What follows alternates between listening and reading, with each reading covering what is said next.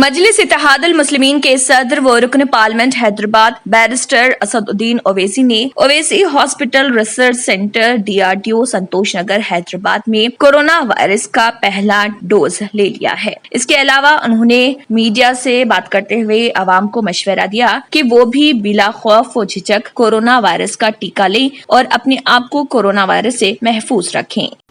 आज मैं अल्हम्दुलिल्लाह कोविशील्ड का वैक्सीन मैं और हमारे वाइफ लिए हैं और मेरी आप तमाम से गुजारिश है कि जो जिसको वैक्सीन लेना है उन सब से मेरी गुजारिश है, अपील है कि आप फ़ौरन वैक्सीन लीजिए, क्योंकि आपकी जान बचाना ज़रूरी है।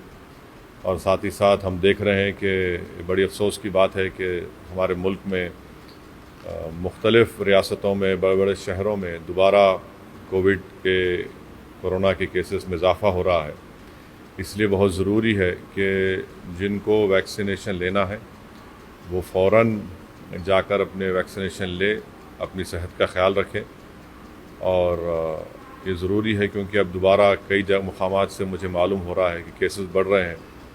आज सुबह में हमारे पार्टी के एक बहुत ही सीनियर रुकन जो हुसैन आलम हैदराबाद के रहने वाले थे, अतहर साहब, उनका भी कोविड से इंतकाल हो गया। तो इसलिए बहुत ज़रूरी है कि आप अपना तहफ़्फ़ुज़ करिए। ये वैक्सीनेशन अवेलेबल है, किसी भी किस्म की अफवाहों पर ध्यान मत दीजिए या कोई इस तरह की बात करा बिल्कुल गलत है। अल्लाह की तरफ से एक वैक्सीनेशन आई है और हमको भी ये बताया गया है कि अपनी जान की हिफाजत करें।